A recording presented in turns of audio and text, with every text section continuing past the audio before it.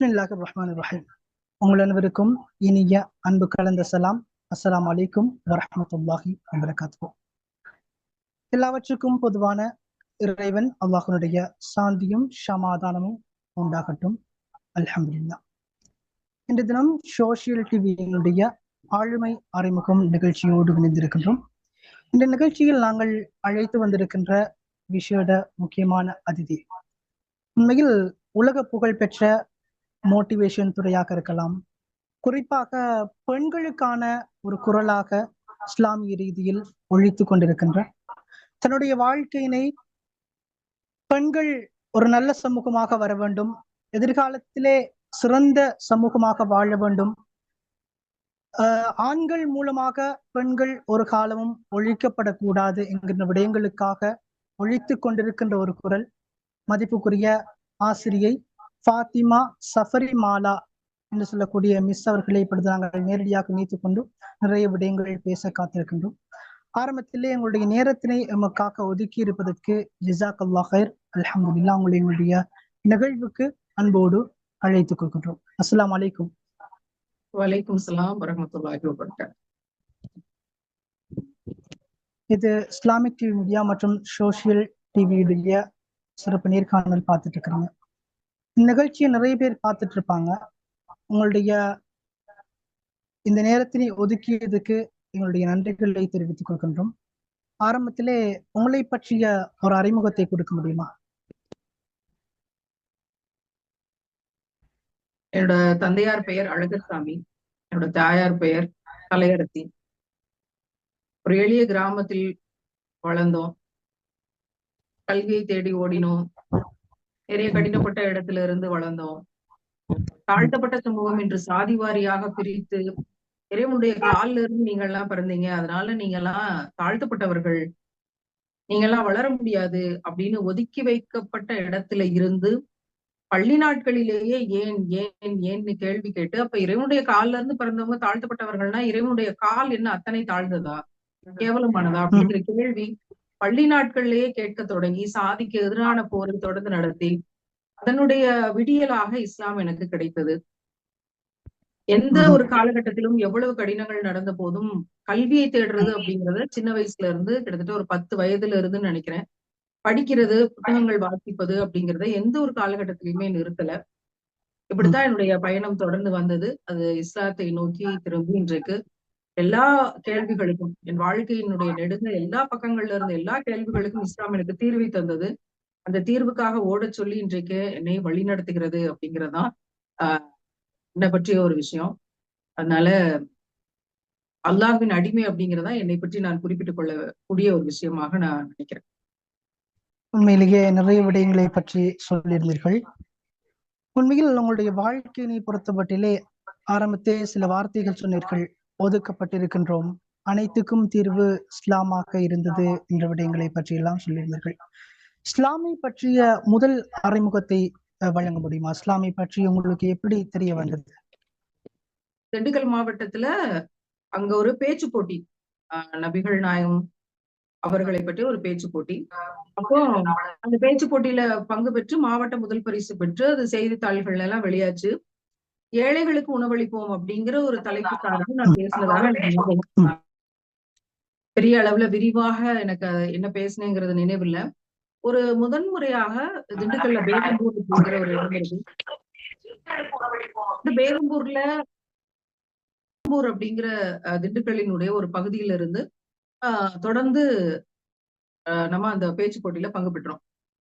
என்ன பேசணும்னு நினைவுல முதன்முறையாக முஸ்லிம்களோட கூட்டத்துல நான் பேசினது, அதுல மாவட்ட முதல் பரிசு பெற்றது ஆச்சரியம் இப்ப நினைச்சா கூட. ஏன்னா எனக்கு இஸ்லாம் பற்றி எதுவுமே தெரியாது, நபிகளாரை பற்றி எதுவுமே தெரியாது. ஆனால் அப்போ நான் மாவட்ட முதல் பரிசு பெற்றேன். அப்ப எந்த விதமான அறிமுகமும் இல்லை. அங்க வந்து தால்ச்சா நெய்ச்சோறு கொடுத்தாங்க. ரொம்ப ஒரு வித்தியாசமான உணவாக இருந்தது. பெரிய பெரிய பாத்திரங்கள்ல உணவு இருந்தது. எவ்வளவு பேர் பெரிய பெரிய பாத்திரங்கள் கொண்டு வந்து வாங்கிட்டு போனாங்க. எல்லாருக்கும் இல்லைன்னு சொல்லாம எல்லாத்தையும் ஃபில் பண்ணி கொடுத்தாங்க. இது எப்படி சாத்தியம்? ஒரு ஹோட்டல்ல ஒரு பாக்கெட் சாப்பாடு வாங்குறதுக்கே இந்த மாதிரி இருக்கும்போது எப்படி எவ்வளவு பெரிய பாத்திரம் கொண்டு வந்தாலும் ஃபில் பண்ணி கொடுக்குறாங்க அப்படிங்கிறது ரொம்ப ஆச்சரியமா இருந்தது. அப்போ அங்க கேஷ் அவார்டு வாங்கிட்டு அங்க சாப்பிட்டுட்டு அந்த உணவு எனக்கு என்னோட வாழ்நாள்ல வித்தியாசமான உணவா இருந்துச்சு. அப்ப வரைக்கும் அந்த மாதிரி ஒரு உணவை நான் சாப்பிட்டது இல்ல. அப்போ ரொம்ப வித்தியாசமா இருக்கு இந்த சாப்பாடு. இந்த சாப்பாட்டுக்கு பேர் என்னன்னு தெரியல அப்படின்னு நினைச்சிட்டு நான் போனேன். பட் அதுக்கு பிறகு பசியாற்றும் திட்டம்னு ஒண்ணு ஆரம்பிச்சு, ஆயிரக்கணக்கான ஏழைகளுக்கு அதே சோற வந்து நான் கிலோவா கிண்டுவேன். அதுக்கு தூண்டுவேன் அப்படின்னு நான் நினைச்சு கூட பார்க்கல. முஸ்லிம்களோட என்னோட முதல் அறிமுகம் அதுதான். ஆனா இஸ்லாத்தை பற்றியோ, முஸ்லிம்களை பற்றியோ, அவங்க கொள்கைகளை பற்றியோ, நபிகளாரை பற்றியோ எனக்கு எதுவுமே அங்கிருந்து தகவல் தெரிய கிடைக்கல. அதுக்கு பிறகு வாழ்க்கை ஓடுச்சு. அதுக்கு பிறகு கிட்டத்தட்ட ஒரு 15 ஆண்டுகளுக்கு பிறகு சிஏஏ போராட்டம் அப்படிங்கிற ஒண்ணு இந்தியால நடந்தது. உம் குறிப்பிட்ட அடையாளங்கள் அரசு கேட்கக்கூடிய குறிப்பிட்ட அடையாள அட்டைகளை கொடுக்கல, சில சர்டிபிகேட்ஸ் வந்து நம்ம கொடுக்க முடியல அப்படின்னா அகதி முகாம்களுக்கு போகணும் அப்படிங்கிற ஒரு விதமான ஒரு சிக்கலான சட்டம். அதை எதிர்த்து நம்ம போராட்டத்தை முன்னெடுத்தோம். அப்ப அந்த போராட்டங்கள்ல நான் தொடர்ந்து கிட்டத்தட்ட தமிழகம் முழுக்க 40க்கும் மேற்பட்ட இஸ்லாமிய கூட்டங்கள்ல பங்கு பெற்றேன். அப்ப எனக்கு நிறைய புத்தகங்கள் கொடுத்தாங்க. அந்த புத்தகங்களே ஒரு காலகட்டத்துல படிக்க தொடங்கின போதுதான் முதலாக நபிகள் நாயகம் ஸல்லல்லாஹு அலைஹி வஸல்லம் அவங்கள பத்தி நான் படிக்கிறேன். நிறைய அழுகிறேன். அழுது இதே நபிகள் நாயகம் ஸல்லல்லாஹு அலைஹி வஸல்லம் அவர்களை பற்றி 15 வருஷத்துக்கு முன்னாடி அந்த காலேஜ் படிச்சு கொண்டிருக்கும் போது அந்த ஸ்பீச் காம்படிஷன்ல இதே புத்தகத்தை படிச்சிருந்தா எனக்கு இந்த அளவுக்கு கண்ணீர் வந்திருக்குமானா வந்திருக்காது. ஏன்னா அப்போ நான் கவலையற்றவள். அப்போ நான் பெரிய லட்சியமற்றவள். மற்றவங்களுடைய கவலையை பார்த்து கவலைப்படுவது அப்படிங்கிற எந்த விதமான பெரிய ஒரு மனப்பான்மையும் அற்றிருந்த ஒரு சிறிய பிள்ளை. வாழ்க்கையில பெரிய தோல்விகளை சந்திக்காத ஒரு காலகட்டம் அந்த கல்லூரி காலகட்டம். ஆனா இது எல்லாத்தையும் கடந்து வந்ததுனால எனக்கு நபிகள் நாயகம் ஸல்லல்லாஹு அலைஹி வஸல்லம் அவங்களோட ஒவ்வொரு சென்டென்ஸும் என்னோட இதயத்துக்குள்ள நுழைஞ்சு ஈட்டி அந்த பக்கம் வெளியே வந்த மாதிரிதான் இருந்தது. என்னால அவ்வளவு சாமானியமாக ஒவ்வொரு பக்கத்தையும் கடக்க முடியல. ஒரு சின்ன பாக்கெட் சைஸ் புக்கு தான். ஆனா அதை படிச்சு முடிக்கிறதுக்கு எனக்கு சில மணி நேரமாச்சு. ஏன்னா நடுவுல அவ்வளவு அழுது அந்த கார் பிரயாணத்தை என்னால மறக்க முடியாது. இறைவன் அந்த பொழுது எனக்காக தேர்ந்தெடுத்தான் அப்படிங்கிறதுதான் இன்றைக்கு நான் உணரக்கூடிய விஷயம். அதுல நான் ரொம்ப அழுத ஒரு விஷயம், எனக்கு இஸ்லாம் அப்படிங்கிறத தேடணும் அப்படின்னு எனக்கு கொடுத்த விஷயம். சுப்ஹானல்லாஹ். கண்ணியமிக்க கணவன் தன் மனைவியை கண்ணியப்படுத்துவான். நிம்மதியாக வாழ்ந்து நிம்மதியாக மரணிக்கக்கூடிய ஒரு வாய்ப்பு அவங்களுக்கு கிடைக்குமே. இந்த ஆண்களினுடைய கூட்டத்துல இல்லாத கண்ணியத்தினால இந்த உலகத்துல இல்லாத நிம்மதி அப்படிங்கிற இடத்துக்கு பெண்கள் போறாங்க அப்படிங்கிற மாதிரி ஒரு பெரிய பெயின். அதை கடந்து வரும்போதுதான் இஸ்லாத்தினுடைய அறிமுகம் கிடைக்க பெற்று இன்னைக்கு இந்த இடத்துல இருக்கிறேன். வாழ்க்கை உண்மையில் நிறைய தடைகளை கடந்து சவால்கள் மிகுந்த ஒரு வாழ்க்கை. அதற்கு பிறகு இஸ்லாத்திலே ஒரு முடிவு கிடைத்ததாக கூறினீர்கள். உண்மையில் உங்களுக்கு நான் கேட்க வந்த விடயம், நீங்கள் வாழ்க்கையில் இஸ்லாத்துக்கு வருவதற்கு முன்னால் நிறைய விதமான சவால்களை கடந்திருக்கிறீர்கள் சொன்னீர்கள் அல்லவா? நிறைய தடைகளை கடந்திருக்கின்றோம், ஒதுக்கப்பட்டிருக்கின்றோம். ஆனால் இஸ்லாம் உங்களுக்கு இந்த அளவுக்கு பிடித்து போனதற்கான காரணம் என்ன? அதாவது அந்த புத்தகம் தான் காரணம். அது முழுக்க நபிகள் நாயகம் ஸல்லல்லாஹு அலைஹி வஸல்லம் அவங்களோட வாழ்க்கை. சின்ன வயசுல நான் பிறந்தும் போது நான் குழந்தையா பறக்கிறேன், இந்த பூமியில பறக்கிறேன். பறக்கும் போது என்னோட அம்மா என்ன தூக்கல. அழுதுகிட்டு ஐயோ பொம்பளை பிள்ளை பிறந்துருச்சு அப்படிங்கிற முதல் புறக்கணிப்பு. அது பிறகு அவங்க என்ன எவ்வளவு நேசிச்சு வளர்த்தாங்கன்றது அடுத்த போர்ஷன். பட் பிறந்த உடனே ஆன புறக்கணிப்பு, அந்த மனநிலை இன்னைக்கு வரைக்கும் எனக்கு வந்து, பிறந்த உடனே இந்த உலகத்துல நமக்கு புறக்கணிப்பு தானா அப்படிங்கிறது இன்னைக்கு வரைக்கும் எனக்கு அந்த பெயின் உண்டுதான். அடுத்து பீரியட்ஸ் அப்படிங்கிற விஷயம், பெண்களுக்கே உரிய மாதவிடாய் அப்படிங்கிற விஷயம், அதை தீட்டு என்று கருதி ஒதுக்கி வைக்கப்பட்ட சமூகத்தில் இருந்துதான் நான் வந்தேன். அதுக்கான என்னுடைய கேள்விகளுக்கு எந்த பதிலும் இல்லாம இருந்த போது இஸ்லாம் எனக்கு சொன்னது, இல்ல அவங்கள ஒதுக்க கூடாது, அவங்க எப்போதும் போல வீட்டுல இருக்கலாம் அப்படின்னு. அது எனக்கு ரொம்ப பெரிய ஆச்சரியமா இருந்தது. ஏன்னா நான் பல கிராமங்களுக்கு போய் அதுக்கான டாக்குமெண்டே பண்ணியிருக்கேன். ஊருக்கு வெளியில ஒதுக்குப்புறத்துல மரத்தடியில தான் விடுவாங்க. 5 நாள் பெண்கள் அங்கதான் தங்கணும், அதுல பாம்பு கடிச்சு செத்து போனவர்கள் உண்டு அப்படின்னு அந்த கிராமத்துக்கு எல்லாம் போய் நான் டாக்குமெண்ட் பண்ணியிருக்கிறேன். அப்ப இஸ்லாம் எனக்கு கொடுத்த இந்த பதில், இங்க வரதட்சணை கிடையாது, மஹர் அப்படிங்கிறது உண்டு. ஆண் தான் பெண்ணுக்கு கேட்கறத கொடுத்து கட்டணும். அப்ப இதெல்லாம் பெரிய மிராக்கிள்ஸ் என்னை பொறுத்த வரைக்கும். அப்ப ஒரு கணவன், கண்ணியமிக்க கணவன் அப்படிங்கிற உதாரணங்கள், நபிகளார் எவ்வளவு எளிமையாக வாழ்ந்தாங்க. பாலியல் வன்கொடுமை அப்படிங்கிறது கிடையாது, விபச்சாரம் கிடையாது. அப்படி நடந்தால் எவ்வளவு பெரிய தண்டனை, உயிர் இருக்காது உடம்புல. அப்போ மிக மிக மிக அழகான விஷயங்கள். நான் எதுக்காக எல்லாம் போராடிட்டு இருந்தனோ அந்த அத்தனை விஷயங்களுக்குமான தெளிவாக நபிகளாரோட வாழ்க்கை இருந்தது. நல்ல வேளை நான் நபிகளாரை பார்த்து அவங்களோட வாழ்க்கை வரலாற்றை படிச்சு நான் இஸ்லாத்தை வழங்கி கொண்டு வந்தேன். ஒருவேளை யாரையாவது பார்த்தோ, எந்த ஊர்க்காரங்களையாவது பார்த்தோ, யார் மூலியமாவது இஸ்லாத்தை விளங்கி கொண்டு வந்திருந்தா இன்னைக்கு மிகப்பெரிய சிக்கலும் சர்ச்சையும் உலகத்துல நான் சந்திக்க வேண்டியிருந்திருக்கும். அதனால நல்ல வேளை அல்லாஹ்வுக்கு நான் நிறைய நன்றி செலுத்தணும். சரியான அழகிய முன்மாதிரி, ஒரே அழகிய முன்மாதிரி நபிகள் நாயகம் ஸல்லல்லாஹு அலைஹி வஸல்லம் அவர்களோட வாழ்க்கையை தெரிஞ்சு இஸ்லாம் விளங்குனதுனால எனக்கு எந்த கன்ஃபியூஷனும் இல்ல. எப்போதும் எந்த குழப்பமும் வந்ததில்ல.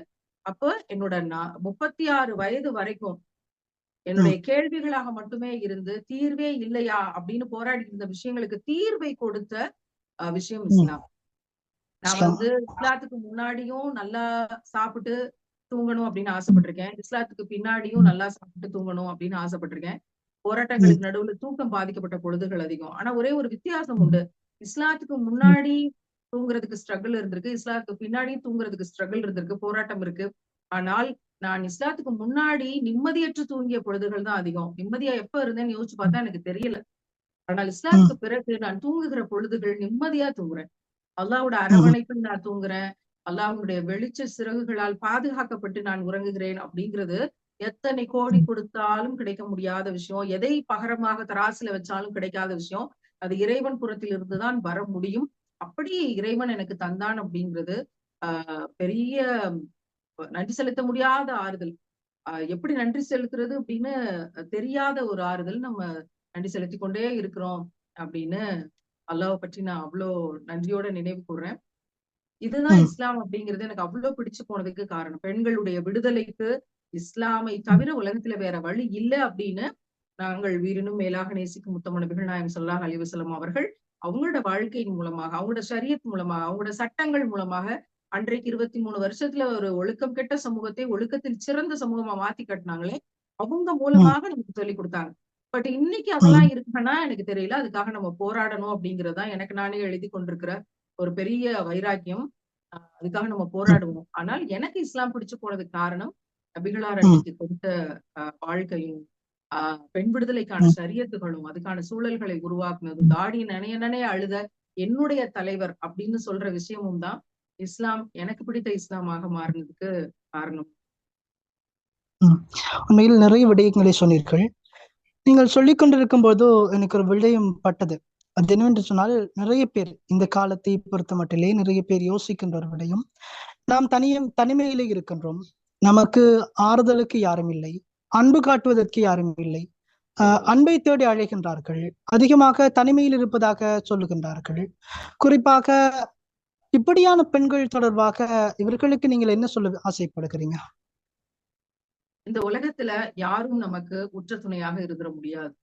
தாய் தகப்பனாக இருக்கட்டும், நண்பர்களாக இருக்கட்டும், உங்களோட தோழிமார்களாக இருக்கட்டும், உங்கள் சொந்த பந்தங்களாக இருக்கட்டும், உங்கள் கணவராக இருக்கட்டும், உங்கள் பெற்ற பிள்ளைகளாக இருக்கட்டும், யாருமே நீங்க நினைச்ச மாதிரி உங்களுக்கு பாசத்தை தரக்கூடியவர்களாக இருக்க முடியாது. அதனாலதான் இறைவன் திருக்குறான்ல சொல்லி தர்றான், அல்லாஹ்வை தவிர உற்ற துணை எவரும் இல்லைன்னு தன்னை பற்றி தானே அறிமுகப்படுத்தி, தன்னை பற்றி தானே நம்ம கிட்ட அல்லாஹ் டிக்ளேர் பண்ணி தரான். துணை கிடைக்கலாம், ஆனால் உற்ற துணை ஒருபோதும் கிடைக்கிறது இம்மையில வாய்ப்பு கிடையாது. அதற்காக நம்ம இம்மையில படைக்கப்படல. ஒருவேளை உற்ற துணை நமக்கு இங்க அல்லாஹ்வை தவிர வேற யாராவது ஒரு உறவோ, சொந்தமோ, பந்தமோ கிடைச்சிட்டா நம்ம அவங்களோட ஐக்கியமாயிருவோம், அல்லாஹ்வை மறந்துருவோம். நல்லா தெளிவா ஸ்கெட்ச் போட்டு நமக்கு தந்திருக்கிறான். இங்க துணை உண்டு இம்மையில, ஆனால் அல்லாஹ் மட்டும்தான் உற்ற துணையாக இருக்க முடியும் அப்படின்னு. அப்போ கல்யாணமான பல பேர் போராட்டத்துல இருக்காங்க, பல பேர் சிக்கல்கள்ல இருக்காங்க, பல பேர் வேற வழியே இல்லைன்னு வாழ்றாங்க. நிறைய உறவுகள்ல நிறைய பிள்ளைகளும், பிரச்சனைகளும், சிக்கல்களும், சண்டைகளும் நம்ம பார்த்துட்டு தான் இருக்கிறோம். அதெல்லாம் தாண்டி நீங்க இறைவன் உங்களுக்கு ஏதோ ஒரு வழியில தனிமையை தந்திருக்கான்னு வச்சுக்கோங்களேன். நீங்கள் பாக்கியசாலி. உங்களுக்கு டார்ச்சர் கிடையாது, பிரச்சனை கிடையாது, யாரையும் சார்ந்து வாழணும்னு அவசியம் கிடையாது, யாருக்கும் கால் பிடிச்சு விட வேண்டியதில்லை, யாருக்கும் சோறாக்கி போட வேண்டியதில்லை, யாருக்கும் பதில் சொல்ல வேண்டியதில்லை. உங்களுடைய அல்லாஹ்வோட நீங்க வாழ முடியும். உங்களுடைய இறை நேசத்தோடு நீங்க நிம்மதியா நினைச்ச வேலைகளை நினைச்ச நேரத்துல செஞ்சு நிறைய நிறைய அமல்களை செய்ய முடியும். உங்களுக்கான நேரம் அதிகம். அப்படி இறைவன் உங்களுக்கு ஒருவேளை இந்த இம்மையில ஒரு அரிதான விடயம் தனிமையும் அப்படி கிடைக்கிறது இல்லை. ஏதோ ஒரு விதத்துல என்கேஜா தான் வாழ்க்கை ஓடுது. அப்படி ஒருவேளை உங்களுக்கு தனிமையை தந்திருந்தால், பல உறவுகளின் தோல்வியை தந்திருந்தால், அல்ஹம்துலில்லாஹ், அல்ஹம்துலில்லாஹ், அல்ஹம்துலில்லாஹ் நிறைய அல்லாஹ்வுக்கு நன்றி செலுத்துங்க. இறைவன் உங்களை தேர்ந்தெடுக்க ஆசைப்படுகிறான். நாம் உறவுகளை, மனிதர்களை நெருங்க நினைக்கும் போது அல்லாஹ் நம்மை நெருங்க ஆசைப்படுகிறான். இது என்னோட வாழ்க்கையில எனக்கு கிடைச்ச பெரிய படிப்பின். தனிமையாக இருக்கிறோம் அப்படிங்கிறது அல்லாஹ்வுக்கான பொழுது அந்த நேரத்துல நீங்க இந்த விஷயத்த வழங்கிட்டீங்கன்னா உங்களோட தனிமை போல ஒரு வரம் எதுவும் கிடையாது. நம்ம மற்ற உறவுகளை நினைச்சு அவங்களோட இயங்கி வாழணும் அப்படின்னு நமக்கு நசீப் இந்த உலகத்துல இல்ல. அப்ப என்ன அர்த்தம்? அல்லாஹ் ஏதோ ஒரு விதத்துல உங்களை தனிமையாக்கி, உங்களை தேர்ந்தெடுத்து, அவன் உங்களோடு நெருங்குவதற்கான ஒரு பொழுதை உருவாக்கி, மறுமையில உங்களுக்கு சிறந்த இடத்தை தருவதற்கு அவன் பிளான் பண்ணியிருக்கான் அப்படின்னு அர்த்தம். அப்ப உங்களோட தனிமையான பொழுது அப்படிங்கிறது அல்லாஹோட நெருங்கி இருக்க, நிறைய பேச, நிறைய ஷேர் பண்ண, நிம்மதியா இருக்க, இந்த உலகத்தினுடைய அ கன்ஃபியூஷன் அப்படின்னு சொல்றோமே, அவ்வளவு குழப்பமான எல்லா இடத்துலயும் குழப்பம். எங்கும் தெளிவற்ற இருக்கிற இம்மையிலிருந்து ஒதுங்கி அல்லாஹ்வோட இணைஞ்சு நிம்மதியா இருக்கிறதுக்கான ஒரு பெரிய வரம் தனிமை. அதுக்கு நீங்க தேர்ந்தெடுக்க வேண்டியது ரசூலுல்லாஹ்வினுடைய வாழ்க்கையும், அவங்க தியாக வாழ்க்கையும், திருக்குர்ஆன் என்ற பொக்கிஷத்தையும் தான். இதுதான் தனிமையில இருக்க பெண்களுக்கு நான் சொல்ல விரும்புறேன். இஸ்லாம் எந்த பெண்ணையும் தனிமையில விடுறதில்ல. அந்த தனிமையினுடைய துயரத்த தர்றதில்ல. தனிமை இருக்கலாம். தனிமையுடைய துயரத்த தர்றதில்ல. ஏன்னா, அவங்க குர்ஆனோடு, அல்லாஹ்வோடு இணைந்திருக்கக்கூடிய அழகிய பொழுதுகளாக அது மாறும்போது. என்னோட பெர்சனல் எக்ஸ்பீரியன்ஸ்ல இருந்து இத நான் பெண்களுக்கு ஷேர் பண்றேன். உண்மையில் நீங்கள் இறுதியாக நிறைய விடயங்களை பற்றி பேசியிருந்தீர்கள். அல் குர்ஆனோடு வாழ வேண்டும் பெண்கள், திக்ரிலே தீர்வு இருக்கிறது, குர்ஆனிலே தீர்வு இருக்கிறது என்ற விடயத்தெல்லாம் சொன்னீர்கள். உண்மைதான். ஆனால் குறிப்பாக சிலவர்கள் பேசுகின்ற விடயத்தினை பார்க்கின்ற பொழுதோ, தனிமையில் இருக்கின்ற பொழுதோ குர்ஆன் ஓதுவதற்கு கூட இயலாமல் இருக்கின்றது, திக்ர் செய்வதற்கு கூட இயலாமல் இருக்கின்றது, அவ்வளவு தனிமையிலே இருக்கிறோம், மன பாரத்திலே இருக்கின்றோம், நிம்மதி வேண்டும் என்றெல்லாம் சொல்கின்றார்களே, அவர்கள் தொடர்பாக உங்களுடைய கருத்து என்ன? சைத்தான் அப்படிதான் செய்வான். இப்லீஸினோட ம், நோக்கமே அதுதான். ம், என்னால வந்து என்னுடைய கவலையிலிருந்து வெளிவர முடியாதுங்கிற அளவுக்கு தாட்ஸ குடுத்து, அப்படியே ம், அழுத்தி, அப்படியே இந்த ம், உலகத்துல இருந்து உங்கள கொண்டு போயிரணும்ங்கிறது தான் அவங்களோட நோக்கம். உங்களுக்கு எந்த ம். வகையிலும் சொர்க்கம் கிடைச்சிடக்கூடாது. ஏன்னா அல்லாஹ் அவன் அததான் சேலஞ்ச் பண்ணிட்டு வந்திருக்கான். எந்த எஸ். வகையிலும் உங்களுடைய அடியார்களுக்கு சொர்க்கம் கிடைச்சிராம பாத்துக்கிறதுக்கு அவங்களுக்கு கவலையையும், பயத்தையும் நான் தருவேன் அப்படின்னு. அதனாலதான் ம், அல்லாஹ் வந்து சேலஞ்ச் பண்றான் திருக்குர்ஆன்ல. என்னுடைய நல்லடியார்கள் எதற்கும் கவலைப்படுவதும் இல்லை, பயப்படுவதும் இல்லை. நீங்க ஒரே ஒரு கொஸ்டின் தான் கேட்டுக்கணும்.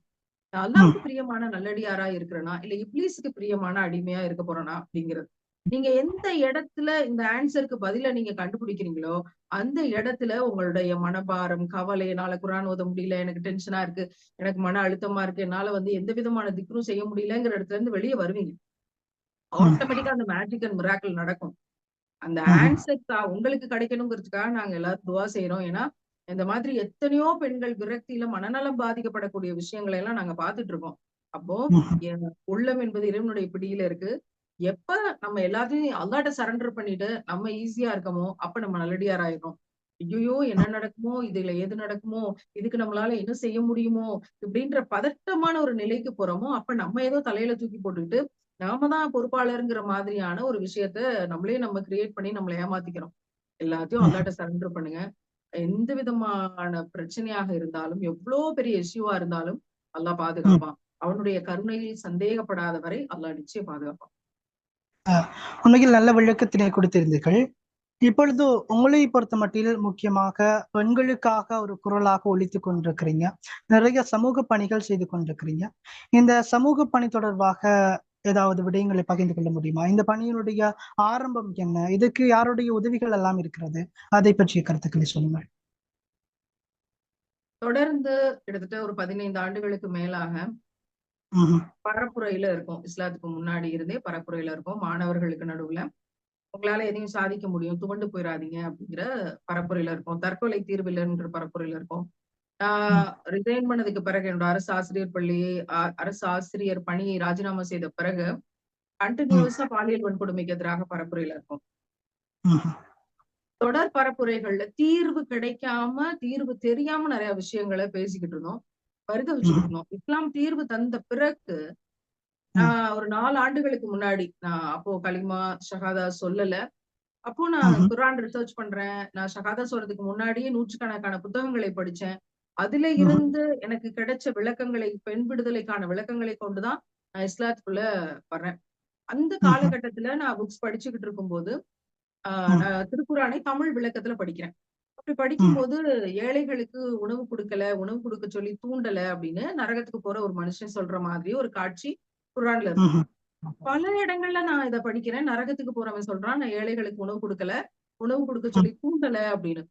அப்ப எனக்கு ஒரு பெரிய தாக்கத்தை அந்த வரிகள் ஏற்படுத்துது. அப்ப நாங்க சாப்பாடு கொடுப்போம், எப்பவாவது கொடுப்போம், தொடர்ந்து கொடுக்க மாட்டோம்.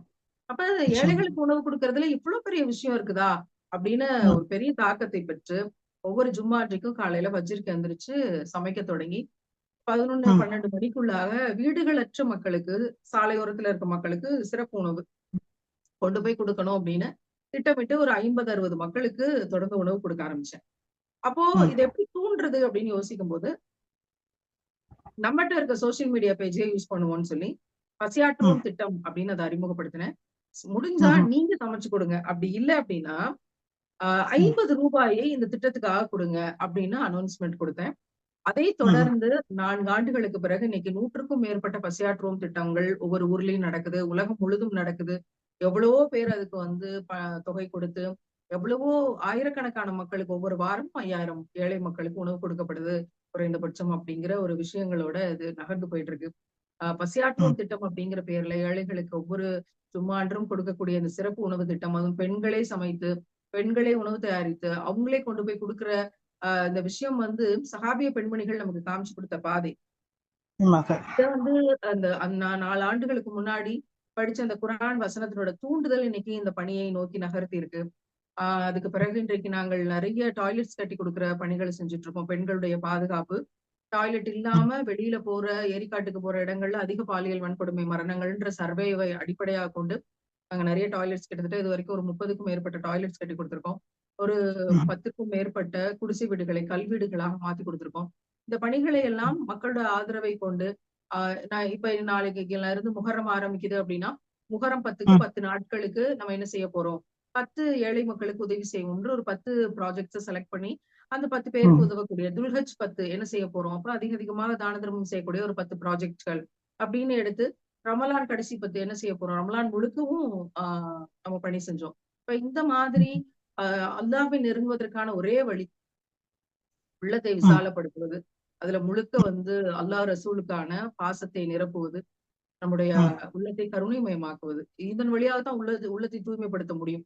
அப்ப இதன் வழியாக தூய்மைப்படுத்த முடியும் அப்படிங்கிறது விளங்கும் போது, இதுக்கான அதிகமான பணிகளை இந்த 4 ஆண்டுகளாக தொடர்ந்து ஏழைகளுக்கு உணவு கொடுப்பதில் தொடங்கி, கல்வி மருத்துவ பணிகள்ல தொடங்கி, கழிப்பறைகள் வீடு கட்டி கொடுப்பதில் அப்படியே பயணிச்சு தொடர்ந்து எங்களோட வேலைகளை செய்து கொண்டிருக்கிறோம். தொடர் பரப்புரையாக நபிகள் காட்டிய பெண்ணியம் தான் இந்த உலகத்துல இருக்க எல்லா பிரச்சனைக்குமான தீர்வுங்கிற தொடர் பரப்புரை இந்த 4 ஆண்டுகள்ல குறைஞ்சது ஒரு 3 லட்சம் பெண்மணிகளை சந்திச்சிருப்பேன் அப்படின்னு நினைக்கிறேன். அல்ஹம்துலில்லாஹ். உண்மையில் நிறைய விடயங்களை சொன்னீர்கள். இதுக்கான நிதிகள் எல்லாம் எவ்வாறு கிடைக்கப்பெறுகிறது, அதை பற்றி தெளிவுபடுத்த முடியுமா? ஒவ்வொரு விடயத்துக்கும் நம்ம மக்கள்கிட்டயே நம்ம செய்திகளை பகிர்றோம். யார் யாரோ பொறுப்பேற்கிறார்கள், இந்த பணிகளை யார் யாருக்கோ செஞ்சு கொடுக்குறாங்க. நடுவுல நம்ம ஒரு சிறு கருவி, அவ்வளவுதான். அதனால இந்த பணிகள் எல்லாம் இது யாரெல்லாம் கொடுத்தாங்களோ அவங்களுக்கு அத்தனை நன்மையும். நடுவுல நிக்கிற நமக்கு வந்து நாம் இதை எதையும் செய்யல, அல்லாஹ் தன்னுடைய நல்லடியார்களை தேர்ந்தெடுத்து அவங்களை கொண்டே செய்விச்சுக்கிறான். அப்படிதான் இந்த விஷயங்கள் எல்லாம் போயிட்டு இருக்கு. உண்மையில் உங்களுடைய சமூக வலைதளங்களே தொடர்ந்து உங்களுடைய பதிவுகளை பார்த்து வருகின்றவன் என்ற அடிப்படையில் சமூக வலைதளங்கள் ரீதியாக உங்களுக்கு எதுவும் அச்சுறுத்தல் விடுக்கப்பட்டிருக்கிறதா? அச்சுறுத்தல்கள் எப்போதுமே இருந்திருக்கு. நசிய போராட்டங்கள்ல இஸ்லாமியர்களுக்காக வெறும் சபரிமாலாவாக இருந்து பேச வந்த போதுல இருந்து இஸ்லாம் அப்படிங்கிறதுக்குள்ள வந்து இன்னைக்கு பணி செய்து கொண்டிருக்கிற வரைக்கும் எல்லா இடங்களிலுமே அச்சுறுத்தல்கள் இருக்கு. இந்த அச்சுறுத்தல்களோட பட்டியல்கள் ரொம்ப நீளம், ரொம்ப அதிகம். ஆனா அல்லாஹ் இருக்கிறான். எதுனாலும் அவனுக்கு தெரியாம எனக்கு நடக்க போறது கிடையாது. அவனோட அனுமதியின்றி எதுவும் என்னை நெருங்க போறது கிடையாது. நிறைய எதிர்ப்புகளும் உண்டு, நிறைய விமர்சனங்கள் உண்டு. ஒவ்வொரு சீர்திருத்த பணியும் நான் எடுத்து வைக்கும் போது ஒரு கால்வாசி கூட்டம் போர்க்கொடியை தூக்கி கொண்டு வரும். இஸ்லாத்துக்கு வெளியில இருந்தும் வரும், இஸ்லாத்துக்கு உள்ள இருந்தும் வரும். அந்த மாதிரியான விஷயங்கள் நிறைய உண்டு. ஆனால் இந்த உலகமே என்னை எதிர்த்து நின்றாலும் என்னோடு அல்லாஹ் இருக்கிறான் அப்படிங்கிற நபிகள் நாயகம் ஸல்லல்லாஹு அலைஹி வஸல்லம் அவங்க சொல்லி கொடுத்த அந்த சத்தியத்தை நம்பிக்கொண்டு என்னோட பயணங்களை எளிதாக்கி கொண்டு அல்லாஹ் நகர்த்தி செல்றான். அதனால அச்சுறுத்தல்களும் எதிரிகளும் நிறைய அதிகம்தான். எந்த சீர்திருத்தவாதிக்கு அச்சுறுத்தல்கள் இல்லை? எந்த சீர்திருத்தவாதிக்கு பயம் அடிக்கப்படாத ஒரு சூழ்நிலை இருந்துச்சு? எந்த சீர்திருத்தவாதி பைத்தியக்காரன் என்று சொல்லப்படாமல் இருந்தான்? எந்த சீர்திருத்தவாதி இவர்களுக்கு ஒன்றும் தெரியாத அணுகுமுறை சரியில்லை என்று சொல்லப்படாத ஒரு தலைவராக இருந்திருக்கிறார்கள்? எந்த சீர்திருத்தவாதியின் மேல் சேற்றை சாணியை கரைத்து ஊற்றாமல் இந்த சமூகம் விட்டு இருக்கிறது? எந்த சீர்திருத்தவாதியை கோமாளியாக்காமல் இந்த சமூகம் கண்ணியப்படுத்தி இருக்கிறது? எந்த சீர்திருத்தவாதிக்கு மாலை மரியாதையோடு கண்ணியத்தை இந்த சமூகம் தந்திருக்கிறது? எந்த சீர்திருத்தவாதி கலங்கடிக்கப்படாமல் கண்ணீர் சிந்தாமல் இந்த உலகத்தில் நிம்மதியாக வாழ்ந்து சென்றிருக்கிறார்கள்? எந்த சீர்திருத்தவாதியும் இல்லை என்றால் இந்த உலகத்தின் ஆகப்பெரிய சீர்திருத்தவாதி நபிகள் நாயகம் ஸல்லல்லாஹு அலைஹி வஸல்லம் அவர்களும் இதற்கு விதிவிலக்கு இல்லை என்றால் நாம் எம்மாத்திரம்? நமக்கும் அந்த சீர்திருத்த பணியில் இருக்கிற நமக்கும் அவையெல்லாம் உண்டு.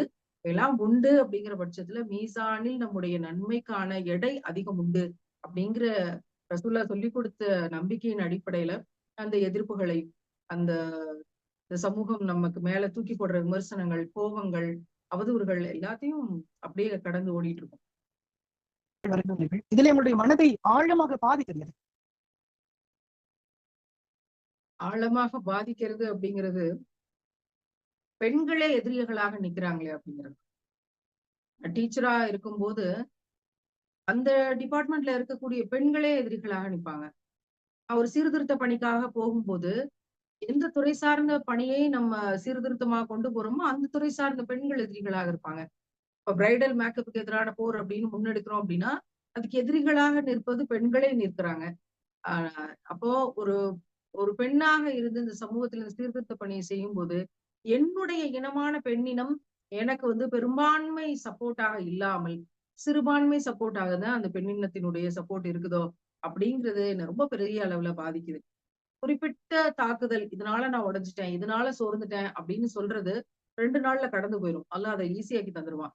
ஆனா பெண்கள் எல்லாம் ஒன்று சேர்ந்து போராடி குரல் கொடுத்து ஒரு களத்துல ஒன்றாக நின்றால் வென்று காட்டலாம்ங்கிறதுக்கு சிஏ போராட்டங்கள் இந்தியாவுல ஒரு மிகப்பெரிய ஒரு பதில கொடுத்துச்சு.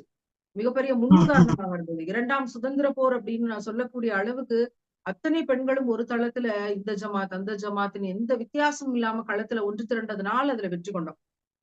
ஆனால் ஒவ்வொரு சீர்திருத்த பணி என்று வருகிற போது பெண்களே எதிரிகளாக இப்படி பிரிந்து நிற்கிறாங்களே அப்படிங்கிறது எனக்கு இன்னைக்கு வரைக்கும் ஒரு பெரிய பெயின். தேவதாசி என்ற ஒரு சட்டத்தை ஒழிக்கணும் அப்படின்னு வரும்போது பெண்களுக்கு பொட்டு கட்டி விட்டு அவர்கள் ஏதாவது ஒரு பொது இடத்துல புனிதம் என்ற பெயரில விட்டுருவாங்க. எந்த ஆண்களும் பிறகு அவங்களை பயன்படுத்திக் கொள்ளலாம் அப்படிங்கிற ஒரு விஷயங்கள் நடந்தது. அதுல இருந்து அவங்களை மீட்டெடுக்கணுங்கிறதுக்காக தேவதாசி ஒழிப்பு சட்டம் அப்படிங்கறத கொண்டு வரும்போது பெண்கள் எல்லாம் சேர்ந்து போராடினாங்களா, இது எங்களோட உரிமை, எங்களை ஏன் இதுல இருந்து வெளியே வர சொல்றீங்க, நீங்க எதுக்காக சட்டம் இயற்றணும்னு நினைக்கிறீங்க அப்படின்னு சீர்திருத்தவாதிகள் மிரண்டு போனார்கள். அதையெல்லாம் சகித்து கொண்டுதான் அப்படியான சட்டம் உருவாக்கப்பட்டு இன்னைக்கு அந்த அவலம் பெண்களுடைய நிலையிலிருந்து விலகப்பட்டிருக்கு. உடன்கட்டை ஏறுதல், ஒரு கணவன் இறந்து போனா அந்த மனைவியும் நெருப்புல விழுந்து செத்து போகணும் அப்படிங்கிற சட்டம் உடன்கட்டை ஏறுதல், சதி அப்படிங்கிற ஒரு சிஸ்டம் இருந்துச்சு சில 100 ஆண்டுகளுக்கு முன்பு. அந்த விஷயத்துக்கு எதிராக சட்டம் கொண்டு வரணும் அப்படின்னு சீர்திருத்தவாதிகள் முனைந்த போது இது எங்களுடைய உரிமை, நாங்க சொர்க்கத்துக்கு போறதுக்கு, என்னுடைய கணவர் சொர்க்கத்துக்கு போறதுக்கு இது எங்களோட உரிமை, நாங்க போய் நெருப்புல விழுந்து சாகிறதுக்கு நீங்க ஏன் தடை விதிக்கிறீங்கன்னு பெண்களுடைய கூட்டத்தை கொண்டே அன்றைக்கு ஒரு பெரிய சதி கூட்டம் போராட்டத்தை நடத்தி காண்பித்தது. நாங்க நெருப்புல விழுந்து சாகுறோம், எங்களையே நீங்க தடுக்க பாக்குறீங்க, இது எங்களோட உரிமைன்னு சொல்ல வச்சது எவ்வளவு பெரிய அயோக்கியத்தனமாக இருக்க முடியும். அப்படியெல்லாம் சீர்திருத்தவாதிகள் அதையெல்லாம் பார்த்துதான் மிக கடினப்பட்டு ஒவ்வொரு சீர்திருத்த சட்டத்தையும் கொண்டு வந்தாங்க. அதே மாதிரி இன்னைக்கு நானும் சீர்திருத்த பணியில இருக்கும்போது ஆடம்பர கல்யாணம் பண்ணாதீங்க, வீடு கட்டி கொடுத்து பெண்ணுக்கு திருமணம் செய்யணும்னு நினைக்காதீங்க, நீங்க இன்னைக்கு வீடு கட்டி கொடுத்தாதான் கல்யாணம்னு ஒருத்தர் சொல்லுவான், மகரை மீறி திருமணம் செய்யாதீர்கள், ஆடம்பரத்துக்கு நீங்கள் வாக்கப்படாதீர்கள், அலங்காரத்திற்கு அடிபணியாதீர்கள் அப்படிங்கிற சீர்திருத்தங்களை எல்லாம் எடுத்து வைக்கும் போது பெண்களே எதிரிகளாக நிக்கிறாங்க அப்படிங்கிறதான் எனக்கு இருக்க பெரிய பெயின். அது அல்லாஹ்வின் மன்றத்தில் நான் தொடர்ந்து ஒப்படைச்சிட்டு தான் இருக்கேன். நிச்சயமாக பெண்களுடைய தரப்பிலிருந்தும் சீர்திருத்தவாதிகள் அதிகமாக வந்தால் மட்டும்தான் இஸ்லாமிய பெண்கள் ஹிஜாபை குலைச்சிட்டா இஸ்லாத்தை குலைச்சிடலாம் அப்படிங்கிற எதிரிகளோட அஜெண்டாவை சமாளிக்க முடியும் அப்படிங்கிறது என்னுடைய கருத்தாக இருக்கு. அல்லாஹ் நிச்சயம் பாதுகாப்பான் அப்படின்ற நம்பிக்கையோட வேலை செய்யும். நிச்சயமாக நிறைய விடயங்களை கூறினீர்கள். உங்களுக்கு இஸ்லாமிய பெண்களும் எதிர்பார்க்க இருக்கின்றார்களா? இந்த பிரைடல் மேக்கப் விஷயத்தை இப்ப நம்ம எடுத்திருக்கோம் கையில. அந்த பரப்புரையில பார்க்கும்போது நம்மளோட சர்ச்சிங் பேஜஸ், நமக்கு வர்ற டேட்டாஸ், நமக்கு அனுப்பப்படுற விஷயங்கள்லாம் பார்த்து நான் மிரண்டு போயிருக்கேன், பெரிய அதிர்ச்சிக்கு உள்ளாயிருக்கிறேன். ஏன்னா அலங்காரத்தை வெளியே காட்டாதீர்கள் என்று இறைவன் திருக்குறானில் சொல்லி இருக்கிறான்ங்கிறது எல்லாருக்கும் தெரியும். ஆலிமாவுக்கு படித்த பெண்கள், மார்க்க கல்வியை பெற்றுக்கொண்டு பட்டம் வாங்கிய பெண்கள் இது செய்றாங்க. மிக சிறப்பா செய்றாங்க. ஆயிரக்கணக்கான வீடியோக்கள் போட்டிருக்காங்க. ஒவ்வொரு வீடியோலயும் பல பெண்களை வெளியிட்டிருக்கிறாங்க. அலங்கார படங்களை, வீடியோக்களை வெளியிட்டிருக்கிறாங்க. இதை கொண்டு அதை பிசினஸாக காசாக்கி இந்த வேலையை செய்றாங்கங்கும்போது, நான் இப்போ ஸ்டாண்ட் எடுத்திருக்கிறது, இஸ்லாமிய பெண்கள் பிரைடல் மேக்கப் செய்து அதை வெளியிடுவது, அதற்கு இந்த பெண்கள் எப்படி அனுமதி தர்றாங்க அப்படிங்கிற ஒரு பேரதிர்ச்சி. அ நிச்சயமா இந்த சமூகத்தினுடைய பலவேறு இப்லீஸின் தாக்கத்துக்கு பெண்களும் உள்ளாவாங்க. ஏன்னா, அல்லாஹ் யாரை நேசிக்கிறானோ, அல்லாஹ்வை யார் ஏற்றுக்கொண்டு இருக்கிறார்களோ, ஏக இறைவன் ஒருவனே என்ற தத்துவத்தின் கீழ் யார் நிக்கிறாங்களோ, அவங்கள தான் இப்லீஸ் இன்னும் கூடுதலாக தீண்டுவான். அவங்கள வழிகெடுக்க தான் அவனுடைய மெனக்கெடல் அதிகமா இருக்கும் அப்படிங்கிற விஷயத்தின் அடிப்படையில பார்க்கும்போது, நிச்சயமாக இது இப்லீஸ்க்கு எதிராக நாம் தொடுக்கும் போர். வல்ல ரஹ்மான் இதில் நமக்கு வெற்றி தருவான். இதுல அவங்க தான் நம்முடைய தளங்கள்ல பார்க்கும்போது, இஸ்லாமிய பெண்களோட திருமணங்கள வச்சு பார்க்கும்போது, இஸ்லாமிய பெண்கள் இந்த பணிகளை அதான் ஆலிமாக்கு படிச்சவங்களே செய்றாங்கன்னு சொல்றேனே. ஒரு ஊருக்கு 10 பெண்கள், 20 பெண்கள் இருக்கிறாங்க அப்படிங்கிற அளவுக்கு இருக்கும்போது, அந்தந்த ஊர் ஜமாத்தார்கள் இதுல தலையிடணும். நம்ம அதுக்கு முதலடி எடுத்து வைக்கிறோம். அல்லாஹ் இறுதி அடியில் வெற்றியை தருவான் அப்படிங்கிறது நம்ம நம்பிக்கை. நிச்சயமாக இவ்வளவு சவால்களையும் எதிர்கொண்டு உங்களுக்கு இதையெல்லாம் விட்டுவிட வேண்டும் என்ற அந்த மனம் தளர்வு வரவில்லையா? அதிகமான சவால்கள் வருகிற பொழுது. என்னை பொறுத்த வரைக்கும் எனக்கு வயது 4. 36 வயது வரைக்கும் நான் வாழ்ந்த வாழ்க்கை நான் கணக்கில் எடுக்க விரும்பல. என்றைக்கு காபா முன்னாடி நின்னு இந்த காபத்துல்லாவ பார்த்து, யா அல்லாஹ் எனக்கு இவ்வளவு பெரிய பாவ மன்னிப்பு நீ தர நாடிட்டியா? எனக்கு இவ்வளவு பெரிய பாக்கியத்தை நீ தந்து விட்டாயா? என்னை நீ இவ்வளவு நேசிக்கிறாயா? அப்படிங்கிறத காபாவ பார்த்தப்ப, என்னுடைய கதர் என்னோட கதறல் அப்படிதான் சொல்லணும். கண்ணீர்லாம் அத சொல்ல முடியாது. அன்றைக்கு தான் நான் புதிதா பிறந்திருக்கிறேன். அப்படி பார்க்க போனா எனக்கு வயது 4. 4 வயதுல இறைவன் எனக்கு எல்லா விதமான அற்புதங்களையும் காட்டிட்டான். எல்லா விதமான அதிசயங்களும் எனக்கு தந்தான். இந்த கிஸ்வாங்கிற அந்த புனித திரையை, அதில் இருக்கிற குர்ஆன் எழுத்துக்களை என் கையால் நெசவு செய்யக்கூட பாக்கியத்தை எனக்கு தந்தான்.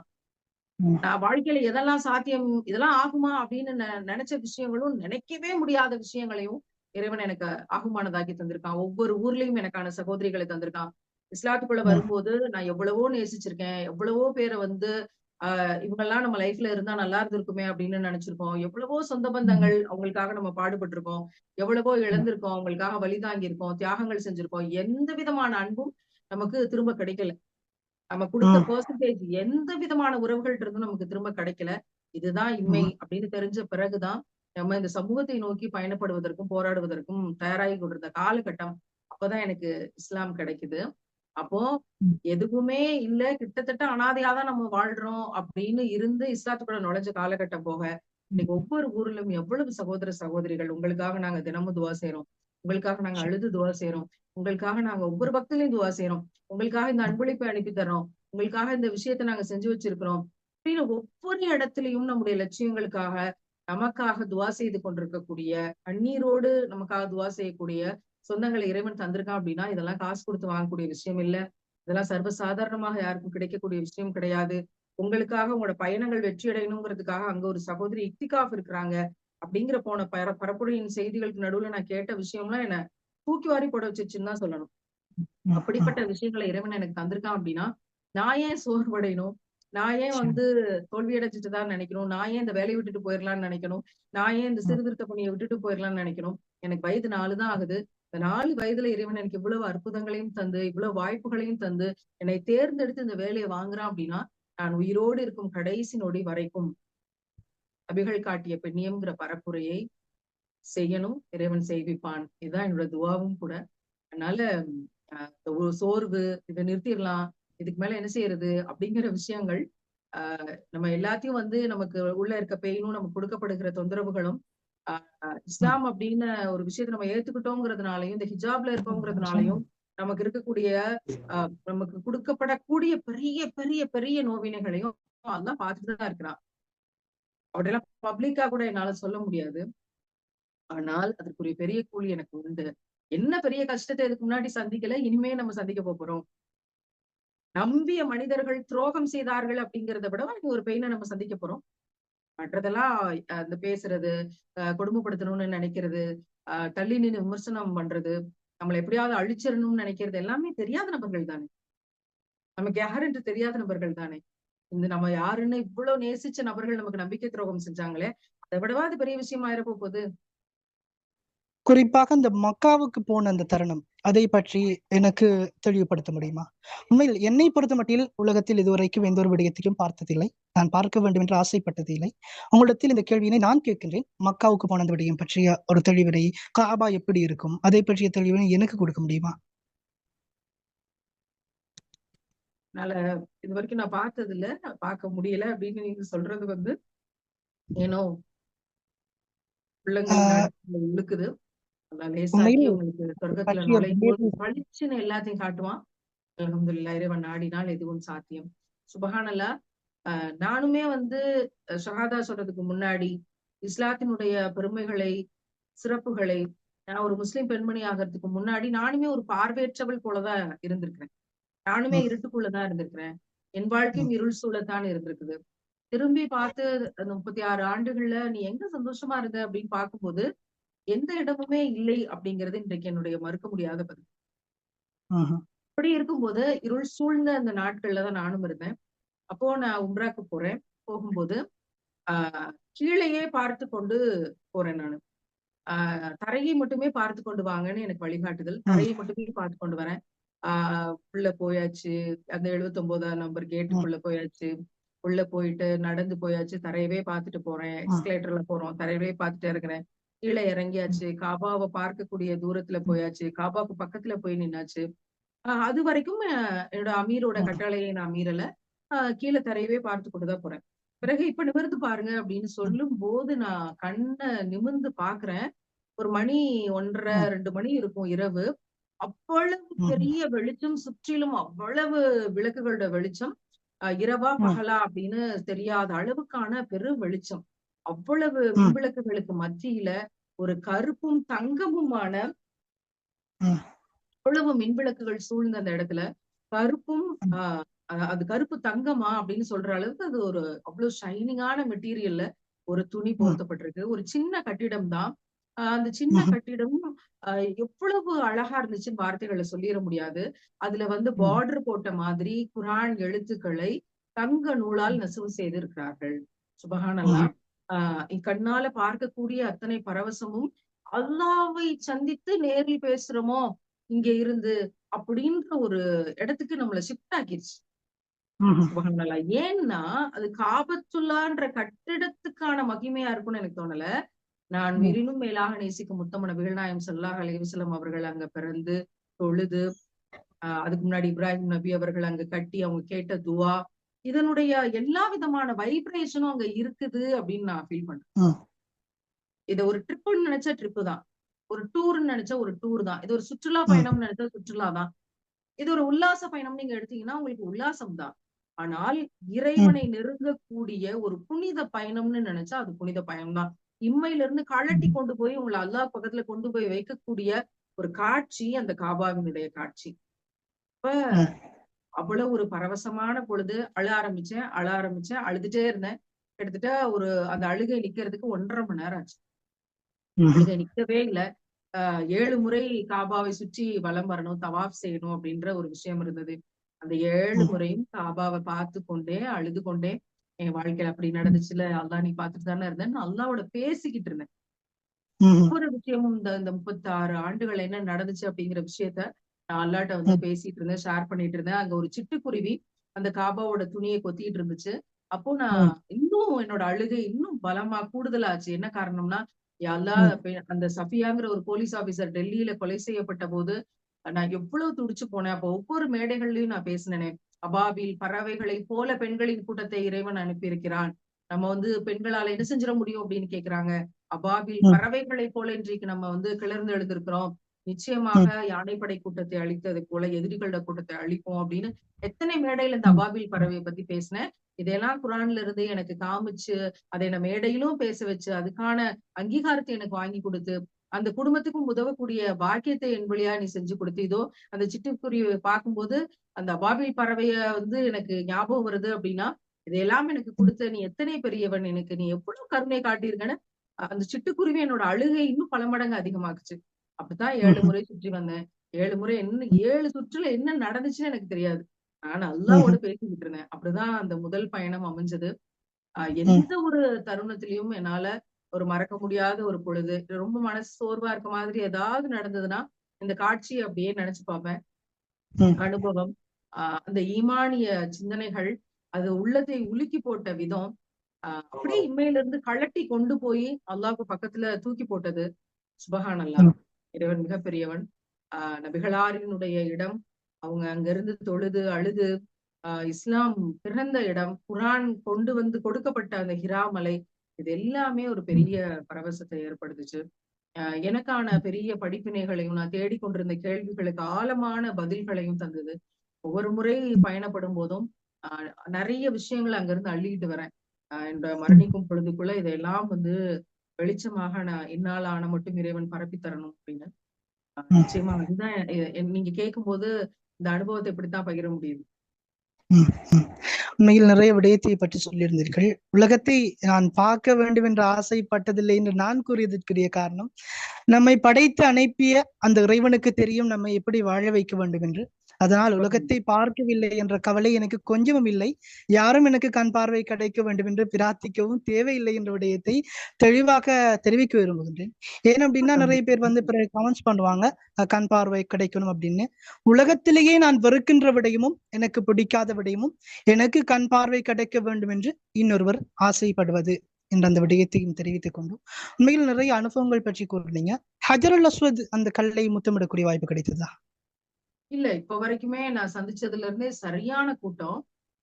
ஆண்களே அது ஒரு பெரிய போர் தொடுத்து அந்த இடத்துக்கு போய் ஒரு பெரிய படைக்குள்ள நுழைஞ்சிட்டு அதுக்கு அந்த கல்லை தொட்டு முத்தமிட்டு அப்படி கசக்கி பிழியப்பட்ட அந்த கரும்பு மிஷினுக்குள்ள கரும்பை விட்டு அது சக்கையா வெளியே வரும்ல, அப்படித்தான் பல ஆண்கள் வெளியே வர்றதையே, பல ஆண்கள் இல்ல எல்லாருமே அப்படித்தான் அந்த முயற்சியில இருந்து வெளியே வர்றதை பாக்குறோம். அதுக்குள்ள சில பெண்களும் உள்ள நுழைஞ்சிட்டு எவ்வளவு மோசமான நிலையில தூக்கி வெளியேறியப்படுவாங்கன்னு நான் பார்த்திருக்கேன். ஒரு நாளும் அந்த வேலையை நம்ம செஞ்சிடக்கூடாது. இந்த மாதிரியான ஆண்களின் கூட்டத்துக்குள்ள போய் அப்படிங்கிறது இல்ல. Energy follows thoughts. இங்க இருந்தே நம்ம வந்து கைகளை உயர்த்தினாலே இது தொட்டதற்கு சமம் தான். எவ்வளவோ பேர் அப்படித்தான் உம்ராவையும் செஞ்சு கொண்டிருக்கிறாங்க. அதனால அந்த மாதிரி ஒரு ஹலாலான வேலை செய்யணுங்கிறதுக்காக ஹராமான வேலையை செஞ்சிடக்கூடாது. நம்ம ரொம்ப கவனமா இருக்கணும். அப்படிங்கிற விதத்துல அதை நான் நெருங்கணும் அப்படின்னு நான் இந்த கூட்டத்துக்கு நடுவுல நெருங்கணும்னு நினைச்சது இல்ல. இறைவன் நாடினால் அந்த வாய்ப்பும் நமக்கு கிடைக்கலாம், தெரியல. ஆனா இத்தனை பயணங்கள்லயும் நான் அந்த மாதிரியான சந்தர்ப்பத்தை அடையல. ஏன்னா நிறைய ஹஜ் உம்ரா சர்வீசஸ் வந்துருச்சு. எப்போதுமே காபா வந்து என்கேஜ்டா இருக்க மாதிரி, அதிக கூட்டத்தோடு இருக்க மாதிரியான சுச்சுவேஷன்ஸ் தான் இருக்கு. அப்போ எல்லாருக்குமே ஆசை அதை தொட்டு முத்தமிட்டணும் அப்படின்னு. அந்த ஆண்களுடைய கூட்டத்துக்கு நடுவுல கருப்பு மிஷினுக்குள்ள நுழைஞ்சு போயிட்டு வர்ற மாதிரியான ஒரு அனுபவம் நிச்சயமா எனக்கு அந்த கிடைச்சிடவே கூடாது அப்படிங்கிறது என்னோட துவா. அதனால ரொம்ப ஈஸியா அல்லாஹ் அதை எனக்கு தரணும்னு இருந்தா தருவான். அது அவனுடைய நாட்டம்.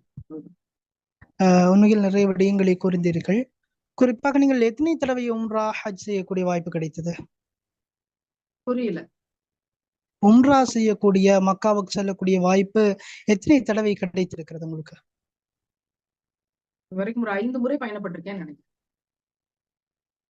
5 தடவைகள் அந்த மக்காவுக்கு செல்லக்கூடிய வாய்ப்பு கிடைத்திருக்கிறது. என்னுடைய ஆசையும் அதுதான். கட்டாயமாக உங்களுடைய பிரார்த்தனைகளில் என்னையும் இணைத்துக் கொள்ளுங்கள். ஆரம்பத்திலே உங்களை தொடர்பு கொள்ள வேண்டும், உங்களோடு பேச வேண்டும் என்ற ஆசை எனக்கு இருந்தது. ஒரு நாள் பகல் நேரம்தான் நான் அழைத்து பேசியிருந்தேன். மாலை நேரத்துக்குள் காணொலியாக பதிவிட்டீர்கள். அது எனக்கு உண்மையிலே ஆச்சரியத்தை தூண்டக்கூடிய ஒரு விடயமாக இருந்தது. அல்லாஹ் உங்களுக்கு நீண்ட ஆயுளையும் தேக ஆரோக்கியத்தையும் வழங்க வேண்டும் என்று நாங்களும் பிரார்த்திக்கின்றோம். குறிப்பாக இன்ஸ்டாகிராமிலே நடக்கின்ற ஒரு விடயத்துக்கு எதிராக நீங்கள் பேச்சு போட்டி நடத்த இருப்பதாக ஒரு விடயத்தினை இன்றைய தினம் மாலை பார்க்கக்கூடியதாக எனக்கு கிடைத்தது. அது தொடர்பாக எதிர்ப்புகளும் வருவதாகவும் கிடைத்திருந்தது. அந்த பேச்சு போட்டி தொடர்பாக என்ன, அதுக்கு வரவேற்புகள் எப்படி இருக்கிறது, எதிர்ப்புகள் எப்படி இருக்கிறது? நல்ல வரவேற்பு, நல்ல வரவேற்பு. இன்றைக்கு தகவல்படி 75 காணொளிகள் வந்து சேர்ந்திருக்கின்றன. என்னை பொறுத்த வரைக்கும் இதன் மீது அக்கறை கொண்டு 75 பேர் இதற்காக 5 நிமிடம் பேசி அனுப்பி இருக்கிறார்கள் அப்படிங்கிறதே பெரிய பெரிய பெரிய சந்தோஷம் எனக்கு. ஏன்னா 75 பரப்புரையாளர்கள் கிடைத்திருக்கிறார்கள் என்ற நம்பிக்கை எனக்கு. நான் என்னோட காணொளி அப்படிங்கிற ஒரு விஷயத்தின் வழியாக இந்த பரப்புரைகளை முன்னெடுக்கிற போது இதுக்கு யார் என்ன செய்வாங்க, என்ன உதவி செய்ய முடியும்? ஒரு பெரிய பெரிய திரளான கூட்டம் நமக்கு எதிராக நிக்குது. எப்படி இதை நம்ம வேறு இருக்க போறோம் அப்படின்னு ஒரு போட்டியாக அனௌன்ஸ் பண்ணுவோம். அடுத்த தலைமுறை கையில தான் இதை கொண்டு போக முடியும் அப்படிங்கிற விஷயத்த முன்னெடுக்கும் போது இது எப்படி இருக்கும் அப்படின்னு எனக்கு தெரியல. ஆனா கிட்டத்தட்ட ஒரு 100 காணொளிகளுக்கு நெருக்கி அது வந்திருக்கு அப்படிங்கும்போது சுபஹானல்லாஹ். வரவேற்பு அப்படிங்கிறது அடுத்த தலைமுறையின் கையில் மிக சிறப்பானதாக இருக்கு. அவங்களை எல்லாரையுமே பரப்புரையாளர்கள் அப்படிங்கிற ரீதியில தான் பாக்குறேன். அவங்களுக்கு நான் சொல்ல போற விஷயமும் அதுதான். இனிமேதான் அந்த காணொளிகளை எல்லாம் பார்க்கணும். அவங்களுக்கு அந்த விஷயங்களை நம்ம கையில கொண்டு போய் சேர்க்கணும். ஒவ்வொருத்தரையும் பரப்புரை செய்ய தூண்டணும். அந்த கடமை நமக்கு இருக்கு. விமர்சனங்கள், எதிர்ப்புகள் சொல்ல வேண்டியதே இல்ல. ஏன் நீ நல்லது செய்யற அப்படின்னு தான் அந்த உலகம் கேக்குது. நீ வாழ்ந்து சாப்பிட்டு தூங்கி மரணிச்சு செத்துப்போ. மற்றபடி நீ ஏன் நல்லது செய்யற? நீ அடுத்தவங்களுக்கு நல்லது நினைக்கிற? உனக்கு என்ன வேலை? உனக்கு என்ன தேவை? நீ யாரது செய்யறதுக்கு? நீ யாரத கேட்கறதுக்கு? இதுதான் அந்த உலகம் நம்மள கேக்குது. அது எப்போதுமே கேட்கும். நீங்க இன்னொருத்தர் நல்லா இருக்கணும்னு நினைச்சு என்ன வேலை செய்தாலும் இந்த கேள்விகள் வரும். அப்படி இதுக்கு எதிரான நிறைய பெரிய எதிர்ப்பு இருக்கு. ஏன்னா காசு சம்பந்தப்பட்ட விஷயம் இல்லையா? பணம் சம்பந்தப்பட்ட விஷயம் இல்லையா? பிசினஸ் சம்பந்தப்பட்ட விஷயம் இல்லையா? உலகத்துல மனுஷன் எதையும் இழக்க தயாரா இருக்கான். தாய் தகப்பனை கூட இழக்க சம்மதிக்கிறான். ஆனா பணத்தை இழக்கிறதுக்கு எங்க சம்மதிக்கிறது இல்ல. அந்த பணம் தான் அல்லாஹ்வின் கட்டளையை மீறி, இறைவனுடைய கட்டளையை மீறி, திருமறையின் கட்டளையை மீறி உங்களை செயல்பட வைக்குது. அந்த பணம் இங்க இனிமையில உங்களுக்கு இதுக்கு செயல்பட வைக்குதுன்னா நாளைக்கு மறுமையில் நீங்க என்ன ஆவீங்க அப்படிங்கிற கேள்வியோடு தான் விஷயங்களை அணுகி கொண்டு போயிட்டு இருக்கோம். உண்மையில் பெண்கள் தொடர்பாக நீங்கள் நிறைய விழிப்புணர்வுகளை கொடுத்து வருகிறீர்கள். மோட்டிவேஷன் துறையிலும் பயணிச்சு கொண்டு இருந்ததாக மோட்டிவேஷன் பேச்செல்லாம் நானும் கேட்டிருக்கின்றேன். பெண்கள், ஆண்கள், அதையும் தாண்டி குறிப்பாக மாற்றுத்திறனாளிகள் என்று சொல்லுகின்றவர்கள், குறிப்பாக எங்களை பொறுத்த மட்டில் கண் பார்வை இழந்தவர்கள், குறைபாடுடையவர்கள், இவர்களும் சமூகத்திலே ஒதுக்கப்படுகின்றார்கள். சமூகம் மாற்றுத்திறனாளிகளை ஒரு மாறு கண் கொண்டு பார்க்கின்றது. குறிப்பாக கண் பார்வை இழந்திருக்கின்ற என்னை இந்த சமூகம் ஒரு மாற்று கண் கொண்டு பார்க்கின்ற சமூகமும் இருக்கின்றது. நானே கவலைப்படாத அந்த விடயத்துக்காக கவலைப்படுகின்ற சமூகமும், நானே ஆசைப்படாத விடயத்துக்காக ஆசைப்படுகின்ற சமூகமாகவும், கண் பார்வை இல்லை என்றால் தனியே நடக்க முடியுமா? கண் பார்வை இல்லை என்றால் அவருடைய வேலை அவர் செய்து கொள்வாரா? அப்படின்ற அந்த கேள்விகள் எல்லாம் இருக்கிறது. குறிப்பாக இது தொடர்பாக அவங்களுடைய கருத்து என்ன? சமூகம் எப்போதுமே நம்ம ஜெயிக்கிற வரைக்கும் குறை சொல்லிக்கிட்டே தான் இருக்கும். அது கண் பார்வை இருந்தாலும் சரி, கண் பார்வை இல்லாட்டியும் சரி, நல்ல லட்சணமா இருந்தாலும் அதுல ஒரு குறையை கண்டுபிடிச்சு சொல்லி கொண்டிருக்கிற சமூகம் தான் இந்த சமூகம். அது இந்த நாடு அந்த நாடுன்னு இல்ல, உலகமே அப்படித்தான் இருக்கு. ஒரு ஓரளவுக்கு சுமாரா இருக்க ஒரு பெண்மணி அப்படின்னா, நீ ஏன் கருப்பா இருக்க? நிறத்தை வைத்து. ஓரளவுக்கு ஒரு உடல் பருமனாக இருந்தா நீ ஏன் குண்டா இருக்கிற? எல்லா விதத்திலும் ஏதாவது ஒரு விஷயத்த அவங்கள்ட்ட நெகட்டிவிட்டியா சொல்லி அவங்கள மட்டம் தட்டிடணும். அவங்க ஜெயிச்சிடக்கூடாது. அதுல இந்த உலகம் ரொம்ப கவனமா இருக்கும். இது எப்ப வரைக்கும்னா நீங்க ஜெயிக்கிற வரைக்கும். நீங்க ஜெயிச்ச பிறகு உங்களோட குரலை இந்த உலகமே கேட்கும். இதற்கான பெரிய போராட்டம் என்னுடையது. சாதி ரீதியாக என்ன கேவலப்படுத்தினாங்க. ஒரு பெண் என்று கேவலப்படுத்தினாங்க. ஒரு ஏழை என்று கேவலப்படுத்தினாங்க. ஒரு கிராமத்துக்காரி என்று கேவலப்படுத்தினார்கள். நிறம் சுமாரானவள் என்று கேவலப்படுத்தினார்கள். அழகு குறைவானவள்னு கேவலப்படுத்தினாங்க. ஒரு செகண்டரி கிரேட் டீச்சர் இவங்க வந்து பிஜி கிடையாது, பெரிய கிளாஸஸ் எடுக்கல அப்படின்னு கேவலப்படுத்தினாங்க. அதுலயும் பிரிவினை இருந்தது. பாலியல் வன்கொடுமைக்கு எதிர்த்து போராடும் போது அதை குறித்து பேசுகிற போது இவ இதெல்லாம் பேசுவாளா, அப்ப என்னெல்லாம் செய்வா அப்படிங்கிற வக்கிரங்களை பரப்பினார்கள். நான் என்னோட அரசு ஆசிரியர் பணியை மாணவர்களுக்காக ராஜினாமா செய்த போது அவ்வளவு வக்கிரங்களை அரசியல் என்ற பெயரில் கொட்டினார்கள். ஏதாவது ஒரு விதத்துல என்ன மட்டம் தட்டிடணும் அப்படிங்கிறத பார்த்தாங்க. பட்டிமன்ற நடுவர் என்ற சேர வந்து இந்த உலகம் ஒரு பெண்ணுக்கு தராது. ஒரு ஆண் தான் நீதிபதியாக தீர்ப்பு சொல்ல முடியும். ஒரு பெண் அப்படி மேடை ஏறிட்டா அதை இந்த சமூகம் ஏற்றுக்கொள்ளாது. ஏதோ ஒரு இடத்துல அங்கங்க நடக்கும். ஆனா ஒரு பிரபலமான சேட்டலைட் சேனல்ல ஒரு பெண் பட்டிமன்ற நடுவர் அப்படிங்கிறது இந்த உலகம் ஒத்துக்காது. அந்த முயற்சியும் நம்ம செஞ்சோம். சேட்டலைட் சேனல்ல தொடர்ந்து பட்டிமன்ற நடுவராக நம்ம பணியை செஞ்சுட்டு இருந்தோம். இஸ்லாத்துக்கு வரும்போது நம்மளோட ஒழுக்க விழுமியங்களுக்கு ஒத்து வரலைங்கிறதுனால எல்லாத்தையும் தூக்கி எறிஞ்சிட்டு வந்தோம்.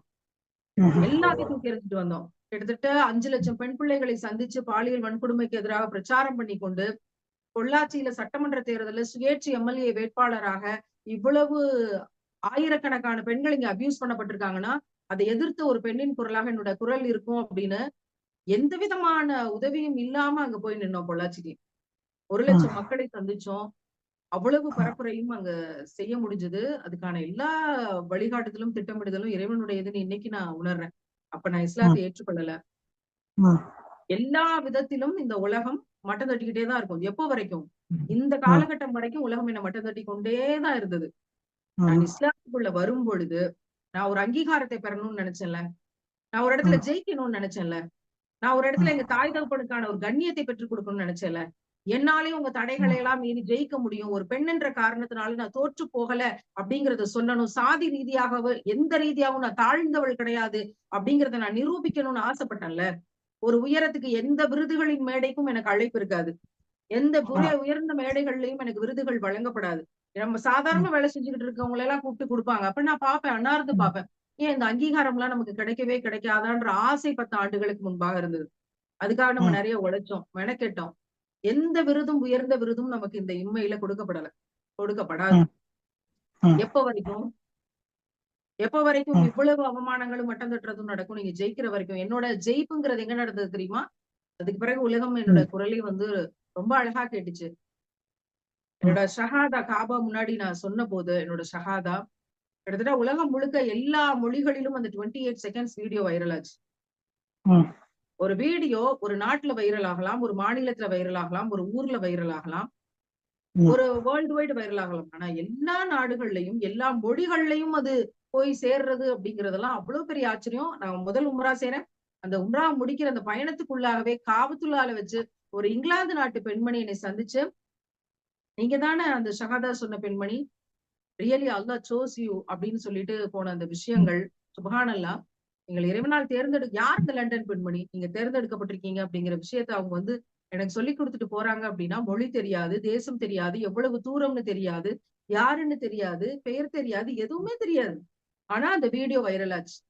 அப்போ அது வரைக்கும் இஸ்லாமிய சமூகத்துல என்னை யாருக்கும் தெரியாது பெருசா.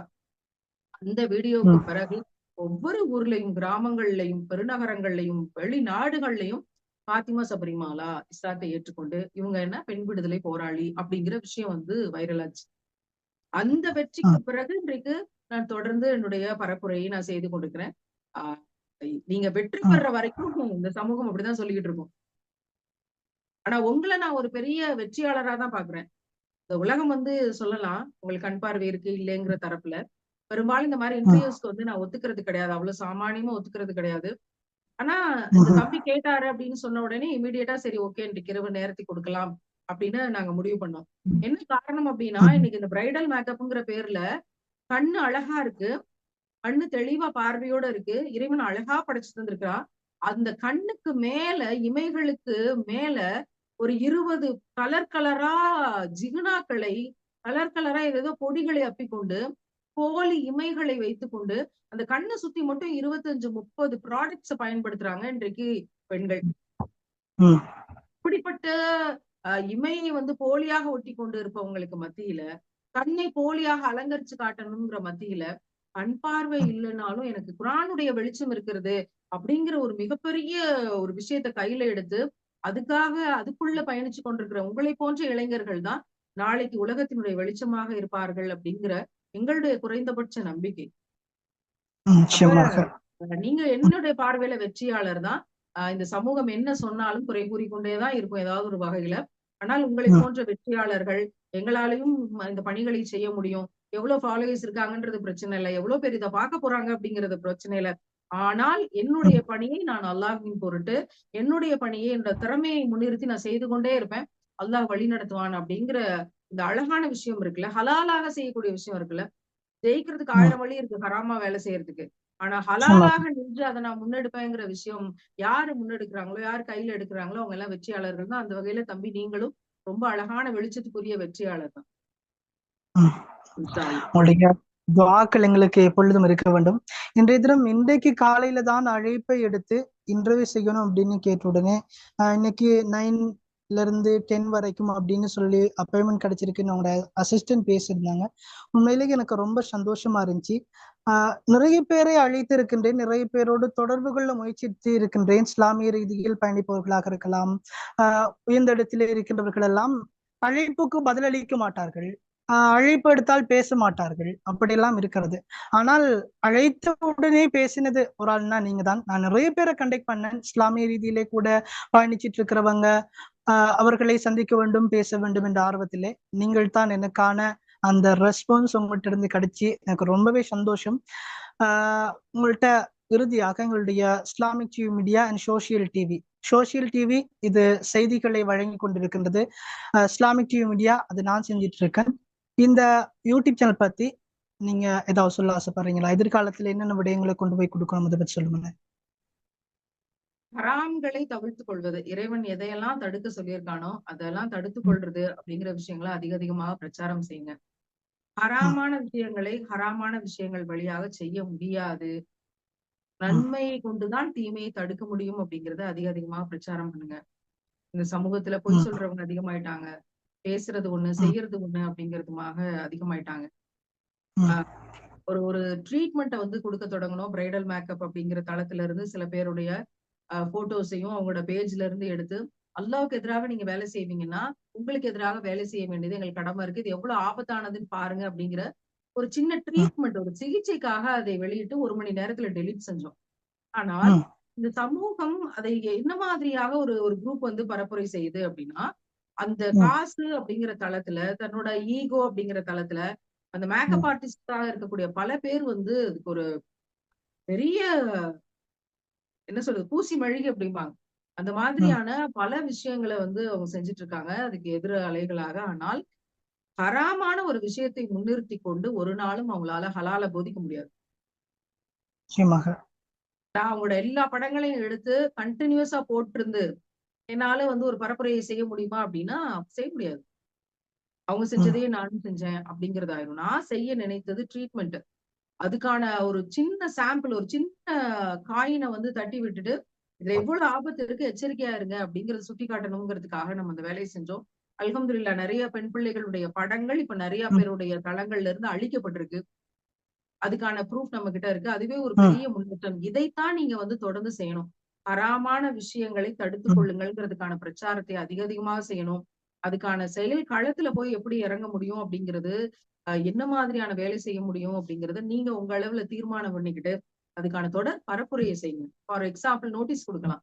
நம்ம பேசக்கூடிய இடங்கள்ல, நம்ம சந்திக்கக்கூடிய மனிதர்களுக்கு நம்ம நோட்டீஸ் மொத்தமா அடிச்சு வச்சு நம்மோட கருத்துக்கள இறைவன் ஒவ்வொருத்தருக்கும் ஒவ்வொரு விதமாக பிரசன்ட் பண்ற ஆற்றல தந்திருக்கான். உங்களுக்கு என்ன மாரி பிரசன்ட் பண்ண முடியும்? பேச்சின் வழியாக ஒரு பக்கம், எழுத்தின் வழியாக ஒரு பக்கம் அப்படின்னு நீங்க தொடர்ந்து பிரச்சாரத்த செய்யுங்க.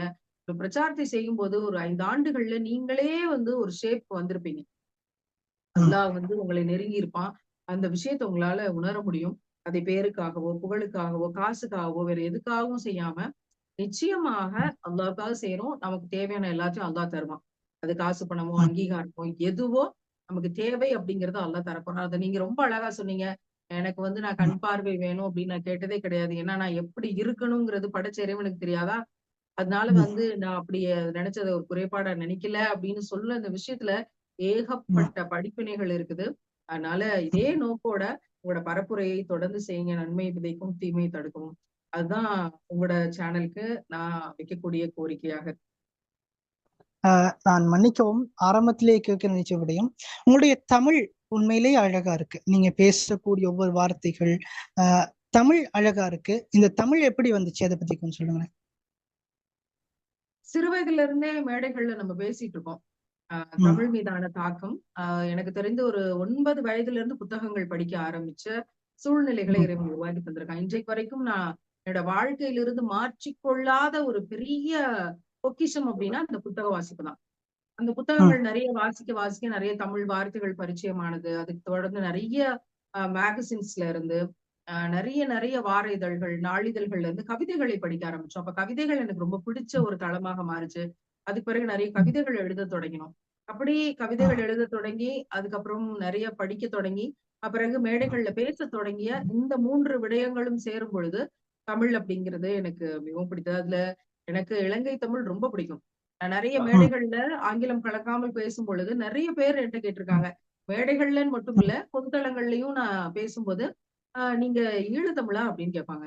ஏன் என்ன எதை வச்சு கேக்குறீங்க அப்படிங்கும்போது, என்னோட பேச்சு நடை அப்படி இருக்கா அப்படிங்கும்போது, ஸ்லாங் அப்படி இருக்கா அப்படின்னு கேட்கும்போது, இல்ல அப்படி இல்ல. உங்களோட தமிழ் ரொம்ப வித்தியாசமா இருக்கு. நீங்க ஆங்கிலம் கலக்காம உரையாற்றுறீங்க அப்படின்னு சொல்லும்போது, ஓ! அப்ப ஈழத் தமிழர்கள் ஆங்கிலம் கலக்காமல் உரையாற்ற ஆற்றல் பெற்றிருக்காங்களோ அப்படின்னு நான் கேட்டதுண்டு. பல பேருடன் பேசும்போது, அத நான் பார்த்து வியந்ததும் உண்டு. அது மாதிரி என்னுடைய தமிழ் அப்படிங்கிறது இப்படி தொடங்கிய விடயம் தான். மேடைகள்ல நிறைய பேச பேச எனக்கு தமிழ்லயே பேசணும் அப்படிங்கிற ஒரு ஆர்வம் தானாக வந்தது. தமிழ் தமிழ்ல பேசும்போது மக்கள் புரிந்து கொள்றாங்க. அது எல்லாருக்கும் வந்த பிறகு இன்னும் அதை எளிமையாக்கி கொண்டு போயிட்டு இருக்கோம்.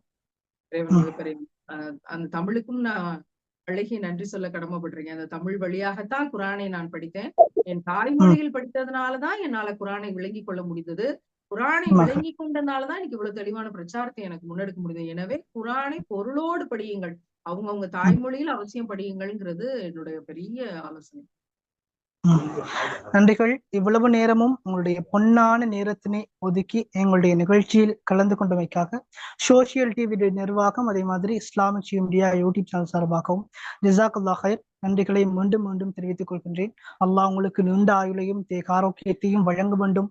உங்களுடைய பணிகளிலே வருகின்ற தடைகள் அனைத்தையும் தகர்த்தெறிந்து சிறந்த முறையில் நீங்கள் பயணிக்க வேண்டும். நீங்கள் மரணித்தாலும் உங்களுக்கு பிறகு இதே போன்று இந்த பணியை இதைவிட சிறப்பாக செய்கின்றவர்கள் உருவாக்க வேண்டும். அல்லாஹ் உங்களுக்கு அந்த முழுமையான கூலியினை வழங்குவான். தொடர்ந்து பயணிங்கள். எங்களுடைய நிகழ்ச்சியில் கலந்து சிறப்பித்தமைக்காக ஜஸாக்கல்லாஹ் ஹைர். அஸ்ஸலாமு அலைக்கும் வரஹ்மத்துல்லாஹி வபரகாத்துஹு. சோசியல் டிவி மற்றும் இஸ்லாமிக் டிவி மீடியாவுடைய ஊடக ஏற்பாட்டில் நடத்தப்பட்ட உலகளாவிய ரீதியில் மோட்டிவேஷன் துறையில் சிறப்பாக பயணிச்சிட்டு இருக்கிற மதிப்புக்குரிய ஆசிரியை ஃபாத்திமா சஃபரி மாலா மிஸ் அவர்களுடான நேர்காணல் பார்த்துட்டு இருந்தீங்க. உண்மையில் நான் இன்றைய காலை தான் அழைத்தேன், அதுக்கிடையில் அப்பாயின்மெண்ட் கிடைத்து இந்த நேர்காணல் சிறப்பாக இடம்பெற்று முடிவுக்கு வந்திருக்கின்றது. இதுக்கான முழுமையான ஒத்துழைப்பினை வழங்கிய எல்லாம் வல்ல அல்லாஹுக்கு முதல்க நன்றிகளை தெரிவித்துக் கொள்கின்றேன். ஜஸாக்கல்லாஹ் ஹைர். அல்ஹம்துலில்லாஹ். அதே போல எனக்கு ஒத்துழைப்பாக இருந்த சோசியல் டிவியினுடைய பணிப்பாளர் மதிப்புக்குரிய சிராஜ் சார் இவர்களுக்கும் எங்களுடைய என் சார்பாக நன்றிகளை தெரிவித்துக் கொண்டு இந்த நிகழ்ச்சிக்கு உதவியிருந்த டெக்னிக்கல் டீம்ல உதவியிருந்த எல்லாருக்கும் நன்றிகளை தெரிவித்து மீண்டும் மற்றொரு நிகழ்ச்சியில் உங்கள் அனைவரையும் சந்திக்கலாம். அது வரைக்கும் உங்களிடமிருந்து விடைபெற்று செல்லும் நான் என்றும் உங்கள் அன்பின் தோழமையுடன் அமீர் முஹம்மது அப்துல்லா. அஸ்ஸலாமு அலைக்கும் வரஹ்மத்துல்லாஹி வபரகாத்துஹு.